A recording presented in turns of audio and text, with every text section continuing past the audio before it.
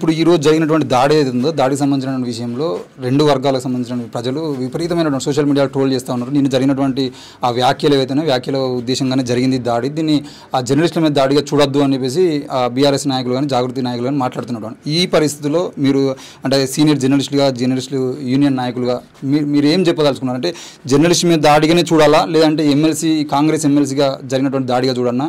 ఇది ఏ రకంగా అర్థం చేసుకోవచ్చు అంటారు? రెండు రకాలుగా. ఆయన చాలా కాలం నుంచి జర్నలిజంలో ఉన్నాడు. జర్నలిస్టుగా దాడి ఎందుకు చూడొద్దు అంటే వాళ్ళు అగ్రకులాధిపత్యాలు మైకులు పట్టుకొని కెమెరాలు పట్టుకుంటేనే జర్నలిస్టులా?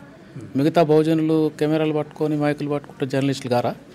ఇది అన్యాయం. ఇది తోటి జర్నలిస్టులంతా కూడా, మేధావులంతా కూడా దీన్ని ఖండించాలి. జర్నలిస్ట్ అంతా కూడా, సీనియర్ జర్నలిస్టులు అంతా కూడా వాళ్ళ వ్యక్తుల మీద దాడులు జరిగినప్పుడు మొత్తం బట్టలు దించుకొని బయటకు వస్తారు. అది పద్ధతి కాదు. ఇప్పటికైనా ఆ పద్ధతి మార్చుకోవాలి. సీనియర్ జర్నలిస్టులు అంతా కూడా వాళ్ళు ముక్త కంఠంతో మల్లన్న ఆఫీస్ మీద దాడిని ఖండించాలి.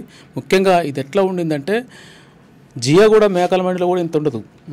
పొద్దుగల మీరు పోయి చూడండి, ఇలా సండే ఎప్పుడన్నా సండే పోతే బాగా మేకలు దిగుతాయి ఆడ రక్తం, అంతకంటే ఎక్కువ రక్తపాతం. అంటే ఇది మనుషులా లేకుంటే మృగాల ఇల్లు? తోటి జర్నలిస్టు మీద ఏదైనా ఉంటే నువ్వు మాట్లాడుకోవాలి. ఆయనకు వాక్ స్వాతంత్రం ఉంది కదా, ప్రజాస్వామ్యంలో ఎవరో ఏదైనా మాట్లాడవచ్చు. నీకేమన్నా అభ్యంతరకరం ఉంటే నువ్వు ఏదైనా కంప్లైంట్ చేయి, నువ్వు చర్చలు చేయి, సమాజం దృష్టికి తీసుకురా. అంతేగాని నువ్వు రౌడీగా ప్రవర్తిస్తా అంటే ఎట్లా? మీరు ఉన్నదే ఎంతమందికి? వీడికడ మంది లేరు. వీళ్ళు ఉన్నదంతా 2 కోట్ల మంది. అన్యాయం కదా. జర్నలిస్టుల పరంగా చూసుకున్నా కూడా వాళ్ళు ఉన్నది ఎంతమంది జర్నలిస్టులు? సోమరిగూడ ప్రెస్ క్లబ్ పోతే అందరు లెక్క తేలుతుంది మొత్తం. పిడికడ మంది లేరు ఇల్లు. అంటే వాళ్ళు పట్టుకుంటే మైకులు జర్నలిస్టులు, వాళ్ళు కెమెరాలు పట్టుకుంటే జర్నలిస్టులు, కానీ ఇతరులు పట్టుకుంటే మైకులు జర్నలిస్టులు గారు, ఇతరులు కెమెరాలు పట్టుకుంటే జర్నలిస్టులు గారా? ఇది అన్యాయం. ఇది సమాజం చూస్తుంది. వాళ్ళు ఏదో అనుకుంటున్నారు కానీ అది చాలా వరకు అది నడవదు. ఇప్పటివరకు నడిచింది. నేను చూసిన వరకు అయితే ఆంధ్రోళ్ళు కూడా ఇంత దోపిడీ చేయలేదా తెలంగాణని? కల్వకుంట్ల ఫ్యామిలీ చేసినంత, వెలమ జాతి చేసినంత దోపిడీ ఆంధ్రోళ్ళు కూడా చేయలేదు.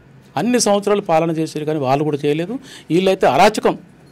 వీళ్ళకి తెలియక ఎక్కడ పైసలు దాచుకున్న తెలియక మొత్తం ప్రపంచంలో ఉన్న దేశాలన్నింటిలో వీళ్ళు పెట్టి వచ్చారు పైసలు.